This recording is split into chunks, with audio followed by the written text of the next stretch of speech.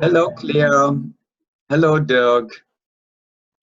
Hey, Welcome to the NSL live talk that you may have heard about. Now you are on this side of the screen, so you are answering questions that I can ask you. And you are in South Africa, I would guess, where you belong. Yep, we're in South Africa. Hello. Locked in tight. How are things over there? You know, we don't hear much of South Africa. You know, I'm in the States, obviously, and you know, I'm in touch a lot with Europe, different countries, as you may have seen. I don't know anything about Africa, South Africa. Tell us, what's going on in South Africa? Well, I guess it's the same as most of Europe and the rest of the world. We're pretty much in lockdown, and we've been in lockdown since the end of March. Quite strict actually, which got relaxed a little bit about 2 weeks ago. So, well, I say relaxed. So the only thing that really relaxed there was around essential business services a bit, and we were allowed out between 6 and 9 in the morning to exercise. That's pretty much it. So the rest of the time, it's, you know, if you can work from home, you work from home, and no alcohol. No cigarettes, no alcohol. No cigarettes, no alcohol. 6 to 9, you are allowed to leave the home. Yeah. Well, for exercise, we're allowed to leave.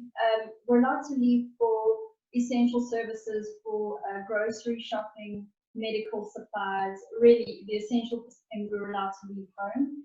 But for exercise, we weren't allowed off the property for the first 5 weeks. Then that got relaxed 2 weeks ago. We are now allowed out between 6 a.m. and 9 a.m. if we want to exercise. We can go the rest of the day. We can go out for groceries and so on until 8 p.m. So between 8 p.m. and 5 a.m. we're not allowed out. You are home on the computer anyway, so working from home and spending time or doing your things on the computer is not really so unusual for you, I would guess. Yeah, no, not really. And I mean, for us, we were actually chatting about this. You know, the timing of this whole lockdown is, in terms of our year, programs in the year, it's probably the best time it could have been. So we get to do, obviously most of our work we would have done at home in our home office anyway. And you know, this is the time of the year that I normally do the InTime rule updates and development around that after the IPC's rule release in March. So it's actually been pretty good from that perspective. We've actually now more time to do those things, plus, you know, add in some additional updates and functionality that I probably wouldn't have had time to do normally. So let's talk about this for a moment. I totally spaced the introduction. I said, hi Claire, hi Dirk, but the rest I ignored. Updates, you're talking about the InTime scoring system. So Claire and Dirk, you know, I mean, you're involved in many different positions actually in the skydiving world. And one of them is the InTime scoring system. And that's what you're talking about. So right now you're working on improvements, on whatever needs to be done. So what is the latest? What is the next feature that we're going to see on InTime? Oh, there's so many good things. The longer this lockdown lasts, the more we're going to see. I've been assigned out to corporate to trickle income, while Dirk has been assigned to the dark cage of development. We've been busy. Yeah, we've been busy. I mean, there's the normal rules every year. The rules get updated, and that happens in this period of time. We were lucky. Well, I guess if you look at it, there's a silver lining this year, in that, you know, as you know, we were going to be pretty much going to events from the middle of March until middle of April, and all of those events got cancelled or postponed. And the majority of those we were just, you know, it was things like the Indoor World Cup where Claire and I would have been judging. We would have taken part at the World Challenge. We would have gone to the Shamrock Showdown and doing the InTime's system. And we would have had our outdoor nationals. And those things generally aren't, you know, they're not big income generators for us. It's you know, the great events we go to, and we enjoy going and doing it. But they're not massive income generating events. So all of that's been cleared out. And there's the whole month of development time. So yeah, I've been doing the fixes, the rule changes. We had the live judging, or rather say real-time judging functionality that we had at the Win Games. We put that into the system, so I made that a fixed part of the system. And I'll also be revamping our results starter. You know, that's something we would have done anyway. We had plans to do it, but now we really, you know, we have no excuse. Well, let's talk about this for a moment. Again, you're involved in so many ways. You know, you're judges, and there's the InTime, your competitors. Let's stop here for a second with a rule change that you mentioned, or rule changes. The rules at the Win Games are they becoming ISC or FAI rules for the entry into the chamber? No, they don't. That, you know, they, as you would have known, I mean, the Win Games, they always try and push the envelope a bit, or you know, push forward the way that events are held and they are judged and so on. The InTime system, obviously, part of it is that we need to cater for the FI, IPC, ISC rules, structure, and the way they do things. But at the same time, we've got a lot of customers that use it for their informal competitions, or you know, for indoor competitions that are unrelated to what the IFC necessarily want to do. So we have to cater for that as well, like the Win Games. So let's move on with this, because you know apparently the ISC is watching this carefully. I do not understand yet. Were you at the Win Games actually, personally? Yeah. Okay. You didn't compete. Was Jazz Republic competing? No, we were. I was there technically supporting the system, and they were judging. Yeah. So I do not understand yet the logic of it, and maybe you know, you can help me as you were there and others to understand it, because as far as from what I know, is that the entry into the chamber, which is the start of the working time, will not be determined by the team any longer when they're ready to go. They have to set up, and then there is a starting light signal that I think that's just one proposed alternative. That the so-called live judging is not implemented in any way at ISC level, and I think at the moment various tunnels and organizers and competitors are experimenting with different variations and options for the live judging and hybrids of that.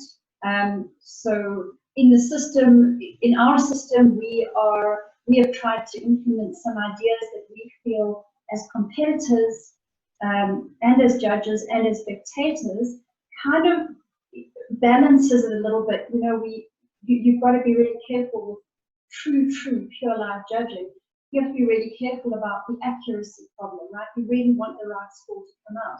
Then as an organizer, you need to, you know, if you're not doing the one view truly live judging, you know, you want the good scores, then you have to compromise a little bit on your tunnel running time, right? It starts to lengthen your program quite a lot if you want live judging, but the judges need second view in order to be accurate. So there are a whole lot of different things. I think when you're talking about the start time determination, that's just one version of an idea of ways to deal with this kind of emerging idea.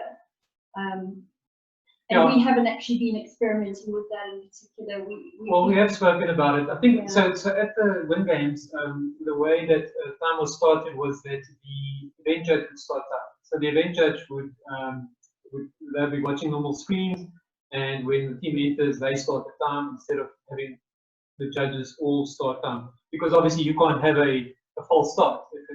it started, so it becomes the responsibility of the event. So the starting mechanism you're suggesting is a way of getting away from false starts that was caused not by the team. So that is an option to do that, but then you have to balance that and say, well, what are we gaining? What are we losing? Technically, are you making it a lot more difficult? Are you adding other complexities now that can cause false, starts for the team because of technology? So there's a couple of ways you have to play around with it. In the way we're implementing it, the key for us is that we wanted to still have a freeze frame. So I didn't like the idea of time starting if however they do it with a light, and you've got your end of working time, and at the speeds that teams are going now, that end of working time, judges still need a freeze frame to be able to judge whether that last point was in or not. So that was key to us doing it the way we're doing it, where you're doing it on a live view, but there's sort of freeze frame being applied at the end of working time. Interesting. Well, the tunnel is changing a lot of things. It will eventually, as it sounds, become its own little world anyway. We will probably have two different environments. One is the outdoor, one is the indoor. And the rules obviously are changing too. Yeah. No, for sure. I mean, there is still, in terms of the FS side, the competitors generally are competitors indoor and outdoor still, and those rules generally align themselves with what's indoor and outdoor. I think some of the other events, they are diverging a lot more, but in the FS side, it does, obviously it has to. It's not a plane. It's not a. There's a lot of different elements, but there's still a lot of commonality. Yeah. But something that I, for instance, enjoy as a competitor is the fact that you still have 35 seconds of working time. I don't know if you've seen some of the suggestions for the indoor competitions for FS, where they were throwing around different formats of saying you need to go and repeat a page 5 times, or instead of working on a working time type of limit, you're working on the speed at which you can do your draw 5 pages, something like that. I don't know if it's necessary to change that. I don't understand why you want to.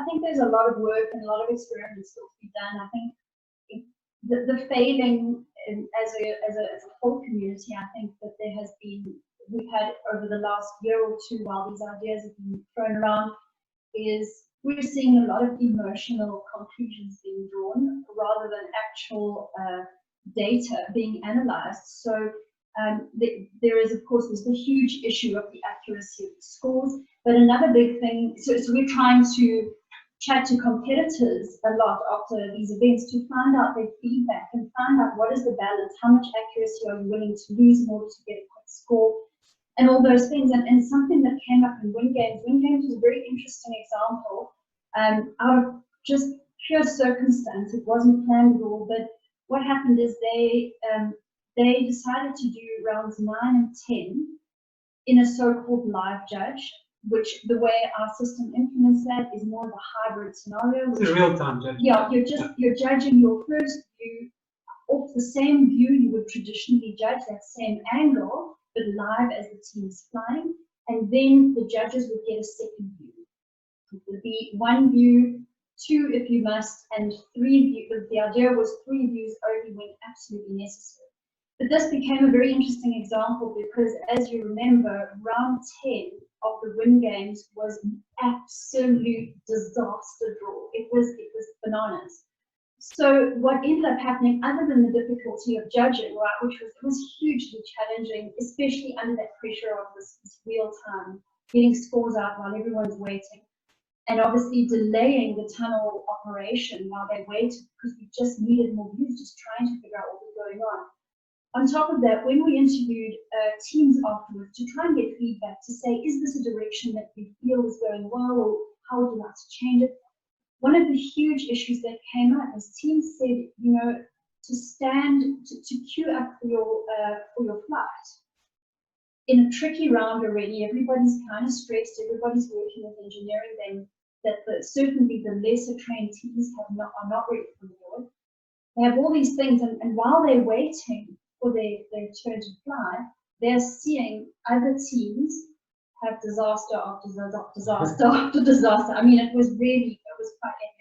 So they said that the level of stress in that round was off the charts compared to anything they'd had before.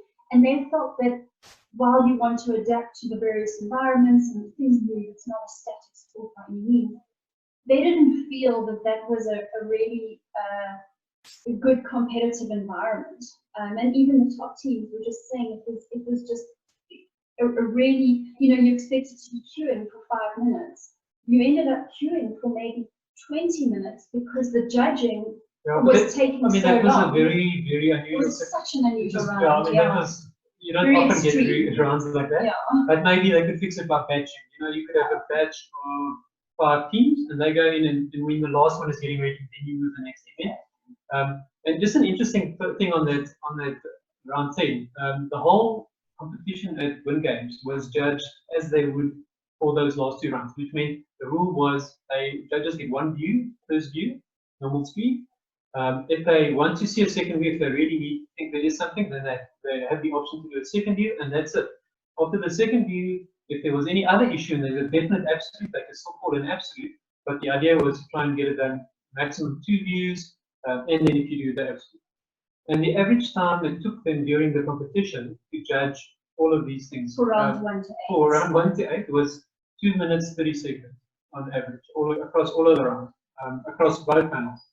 And then round 10 happened, and it was like 5 minutes, I think. Yeah, like almost 5 minutes around is what it went up to because it was a tricky because of the trickiness. So I think it's not to say it's not a good thing. It's just to say we have a lot of work to do, and I think the answer lies in really trying to objectively analyze these outcomes and make adjustments based on them and based on what the competitors want, rather than just having this single perspective and this goal and just gunning for it regardless. I think for me, I just really want to see a lot more analysis of the outcomes and try to find solutions that mold something interesting, even if it never goes to ISC level, just as another interesting format that still is a valid competition that competitors respect, that spectators are interested in.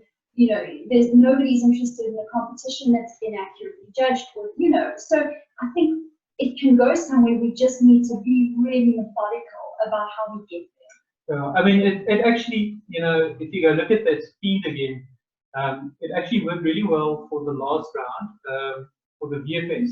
And normally, traditionally, VFS is the one that gets slowed down by the judges because they don't see it a lot. And it's a different angle and it's a little bit harder to judge. So they often would like to have a second view and so on. And the majority of those teams had their scores as soon as they got out of the tunnel. So it's possible, but then you have to say, well, what is going to be the average? It's a good round, it's possible. It's a bad round, then you have a disaster. And what is your end result? What do you want to achieve? And what is the tunnel operator willing to compromise on cost? Because obviously the cost of that event goes up. If you were to do 10 rounds, not letting a team fly until the team before is judged, but you can't just do a single view because you want valid results. You have to find some balance. Yeah. Interesting topic. Yeah. But it will never be, even if you do it with two judging rounds, one look at it, second round looking at it, it's still not live judging. The competitors will never have the judging right away before the next. Never. So, that's what I call it. I think it's more real time. The whole process is done in real time. And you have to accept that, as they would have done at Win Games, they accepted that there was going to be about a 2 minute 40 turnaround time between each flight. And that's the way it is. If you look at any of the other live judged or real-time judged events like the dynamic and so on, it's similar. They do have reviews. It's actually very similar to how it is judged. They work off screen. They have to review. If there's a review, they have to do it. And you have to just accept that you're going to slow the competition down and teams get their results straight away. but are you getting the value from that? What is the value you want to get from it? Yeah, and is that what you were going for? Because I think the initial idea was this vision of you step out of the tunnel and there's a score. But realistically, if you're going to get the scores that the competitors respect, I don't know if that is the answer. And that is behind why we didn't develop a solution kind of aiming for that. I mean, you could, if you were going to go for one view in the system now, you can do that. You can do a single live view off a screen while they're flying and have a score up. But from what we can, from the answers we're getting from competitors, from ourselves as competitors, from ourselves as judges, we don't want those scores coming out because we feel that everybody wants the right teams to be coming in the right order, no matter where you're ranked. And then there's a balance between what the teams are looking for and what the organization, the ISC or whoever is looking for, and balancing that properly, because there is a disconnect, that is for sure, because the feedback that I'm getting on a regular basis for years, talking about the same topic, get the scores quickly as possible. If you ask this question, the most experienced teams and competitors, the answer is always the same. They want correct scores. Whether they're coming quickly or not, they want correct scores. So jeopardizing, the correctness and the goodness of the scores compared to pleasing the organizer, the spectators, the functionaries, whatever it is, where the ideas are coming from, you cannot leave the actual players behind, which are the competitors and the teams, and do why they pay their money to go to the events and doing their things. And it's fine in competitions where there's big gaps between the different positions, but as soon as it gets close and there's a 1 or 2 point gap, the accuracy of the scores get more important. Yeah, I mean, I've done some analysis on some of the live judged events in different scenarios, and in one of the events where it was attempted, I found a 10% difference in the scores that came out of the competition and then the rejudgment. To be fair, the rejudgment was done in a more traditional format with video. To be fair, there was I think only two of the three judges that originally judged it were rejudging it, and then one other FAI judge rejudged it. But everybody wanted to we all wanted to see that outcome to see how we could work it, and because especially the teams who are fast and a bit messy, there was a huge difference. Those teams had 10% and more difference in the scores from the kind of traditional approach versus the live approach, or versus the original scores. And that wasn't just because of one view, that was various things that, various ways of implementing the idea. So it's not just the one view that caused that, it's various things. And I just think that's the only way we'd ever find a solution that competitors want, if they wanted it all, right? Most competitors we've spoken to, they don't really care within reason how long the scores take, as long as the scores are correct. Yeah.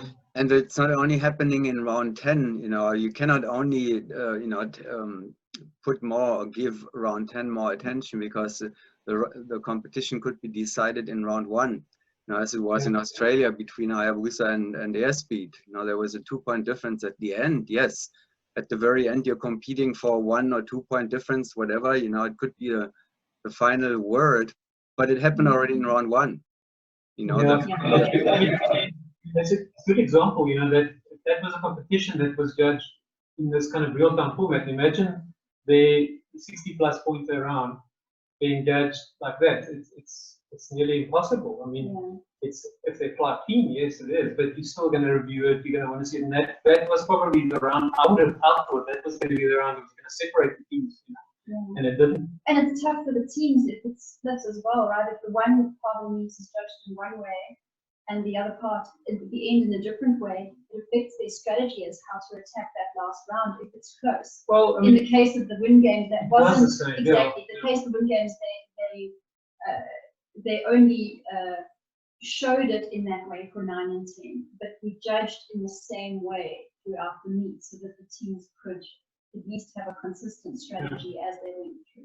I would think, you know, if you're going to do something like this, I think, I assume, I mean, part of the thing is that they want to make it more exciting or entertaining for spectators. So for me, I always thought that there's a big potential for the programming side of it, you know, for the broadcasting side to get it right and making it exciting. Because, and I always use cricket as an example, because cricket is I mean, you know, cricket, it's not the most exciting sport, but, you know, they make it interesting because of the stats and the way it's presented. But something like the Wind Dynamics, you know, where they've got those kind of knockout events, the knockout battle type style competition, that would make it interesting for some spectators that just want to see a real result. Two teams up against each other, you know, they fight the same round and then one of them win. And then you can do the kind of live judging, and straight away there's a winner who progresses, you know, up the winner's side of the tournament. Yeah. But the traditional way that FS is with, you know, everybody flies all the rounds and we use a cumulative score. Unless you're going to want to, I mean, if you've got a small competition, that's fine. But if you've got a big competition, it's going to be near impossible to do live. I mean, you're working in series. You know, you're going to have one panel judging at any given time. Whereas with the video, as it is, like the World Challenge, they can have 3 panels judging at the same time. Yeah, it's a very different world, the informal versus the formal. But there is a very simple solution now if you are really want to give something to the spectators and maybe also to the teams who are interested, which is a preliminary score. You know, you could just have some timekeeper, you know, who is counting the points, and then making a complete unofficial scoreboard, which is only the preliminary scores, you know, with the points in time without the penalties. And then you have something, you have some data, some information for the spectators and for everybody who is interested, so that pleases at least this crowd. But other than that, I want to be provocative. To me, the desire to please the spectators and the Olympics and all this kind of other stuff has created a disconnect between you know between the organizations, the federations, or whoever is in charge, and the teams, because the team's answer has been the same for years, always. They want correct scores. They don't respect. And also, if the organizers or the association is inviting the teams to come and covering the expenses and all of that, I think then they can do whatever they want to do, because they can justify, as long as the teams are paying for it. Go to the meets. The team should have the say of what's going to be done. You know, you cannot just say, no, we want to do what the spectators like, we want to do what the functionaries like. You can do that when you pay for it, but as long as the competitors and teams pay for to going to these events, you cannot just do something that they don't want. I mean, that's not fair. Of course, those guys, you know, they will argue that if you change to make it spectator friendly, then because of the increased spectatorship, that you will get paid more. So you can pay for the teams to come. Yeah? But I agree with you. I mean, we will always agree. We've chatted about this before. It's very difficult to, you know, I think it's also it's difficult to think that we are trying to make this thing spectator friendly for people that don't understand the sport. But if you think about it, if you think of the sports you watch, if you watch football, the commentators, the way they talk about it, they're not aiming it at people that have never seen football. They have in-depth conversations, and they're talking about things that they assume you understand how the game and the rules work. And I mean, that's a similar thing to us. I think if you approach it in that way and say, you know, we're making it interesting for the people that understand how this event works. We're not just, you know, assuming it's a bunch of people that are accidentally getting onto this feed and trying to figure it out on the fly.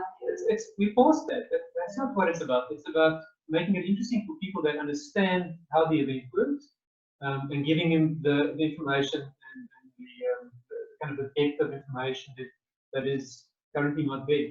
But we've had discussions about this, right? Yeah, and that will never be millions and millions and millions of people. Never. It will be a limited audience, even, you know, so no matter what. Anyhow, so let's go to this we have discussed and many times, and it will continue. over beer and over wine and over at some point once we get through this year. Yeah, you don't have to worry about anything in South Africa about wind tunnel stuff because there still isn't any, right? Yeah. Well, there isn't any, but you know, we've got to, you know, so it's like the skydiving side, we've got our nationals has just been postponed or indefinitely postponed. But now that the world meet has been moved, you know, there's the question of, well, they even host the nationals now because it's no qualification event anymore. You know, you're just going to have it for the sake of having it. And our indoor qualifications, you know, for us as Republic, for instance, if we want to qualify for next year, Bedford this year, the World Challenge would have been the qualifying event. So, you know, everything's up in the air, actually. You know. Yeah, it's the same everywhere. You know, how is the drop zone situation? It's probably everything is closed there too. Yeah, or?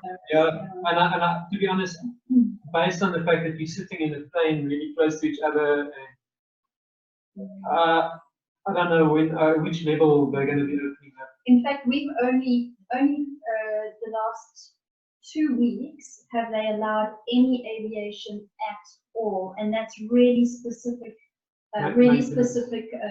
Services that they're allowed to allow passenger flights. I think like we're in it's a 5-level system, and we're in level 4 at the moment. And I think domestic passenger flights in limited scenarios is going to be allowed in level 3, but to travel, you know, to kind of in any mass, you know, any kind of volumes. They're only allowed that in level 2, so we're a long way off, I think, before our drop zones will be allowed again to operate, unfortunately. Yeah, no, at this point in time, nobody really knows when the end of it will be. There actually, here in the US, they're opening things again, even though we're not even at the end of the first. I don't think we have been. But yeah, eventually you will have to weigh anyway the impact on the rest of the world compared to the impact on the people who are really suffering from it. We shall see.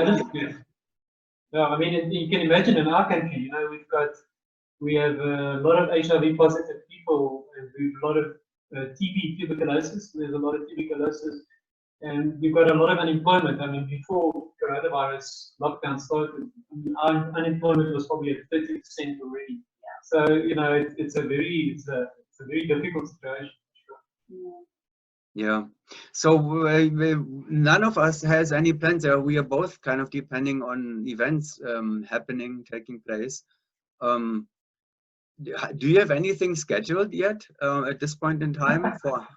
There's nothing, right? It's amazing. No, there's nothing, and it's funny because you know we because of the results that get published on our site, we often, I mean, it'll be like 2-3 events in a week or 2-week period. So there's one every week. There's a new event, and this in March it just died up. Nothing. There's nothing. I think last year we had 88 events over the course of the year. So we have a lot of events just, you know, being published that we don't even know about. And the site looks like a placeholder now. I've been going back and forth. I have been visiting InTime like at least once a week, just hoping that I am missing a meet somewhere, you know, that something is taking place. And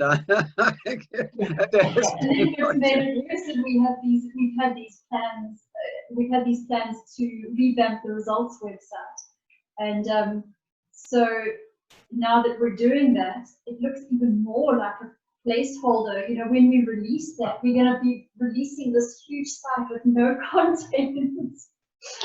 I know. Well, I have to take care of the NSL news at least still, so there's you know, I have something to do. But the events are the livelihood, you know. So it's so in terms of your situation, is there? And your league, you've got no drop zones open or anything. There's no. I mean, are they jumping at all there? Or?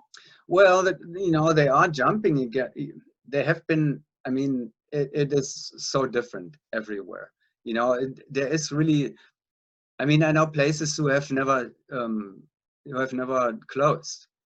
You know, then there are places who were completely closed. And there were places who were running essential military training.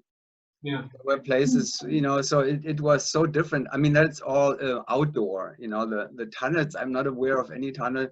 Heraclete is open now again officially. Now they started to open last weekend.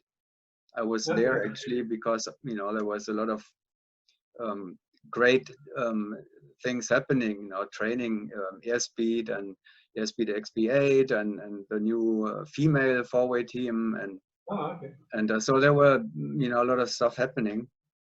But other than that, there are no events, you know, drop zone operations. Yeah, yes. I mean, and there's like a knock-on effect, you know, so like things like the World Meet not happening, that takes away the reason for other events to be there, you know, so that event doesn't happen. But maybe it opens up the opportunity for some organizers to position their event somewhere in the year now where there's a gap and there was no gap. Yeah. And I mean, maybe, you know, maybe you find the informal, you know, when things start to open up again, the informal circuit might get quite interesting because teams are a little antsy to do something, you know, just get competing, even though they don't have a, you know, the World Meet to go to their beam training. They were originally, they just want to get out there. The organizers, you know, the tunnels want to get some activity, the drop zone. So maybe we find that there are no big events, but as things open up, we get some really interesting smaller stuff, you know? Who knows? Who knows? Nobody knows anything. It's all nobody really nobody knows anything. They're telling us. They are telling us a lot, but nobody really knows anything. Everyone's an expert. All right, we're coming to the end of our time here, actually. So I don't want to be interrupted without the bye-byes for and the thank yous and all that. Yeah, we just spent 40 minutes on chatting about stuff. Can you believe it? You know, when it flies by, like that's a good thing. Now, time flies by pretty quickly still. Anyhow, so thank you very much, Claire and Dirk. InTime will, and all of us will hopefully be back soon with action and scores on the websites and judging and everything that is so much fun about what we're doing. Do well over there. Keep healthy, and hopefully we'll talk or even see each other soon again. Yeah, this is very disappointing about the Shamrock, I must say. No, it's one of our favorite events. Yeah, it's very disappointing. But the good thing is we will have one next year, because I was, you know, planning to run it every other year now because of the indoor-outdoor situation. And now that the World Meet is rescheduled for next year, we will run the Shamrock next year again, because there will be again, you know, a desire to have an early outdoor competition. So that's good. That's a good news. There's some silver linings. Always a silver lining. If we are out of it by then, so hopefully we are. All right. Thanks for the time. It was good to catch up with you as well. Thank you, Kurt. Thank you. Goodbye. Bye-bye.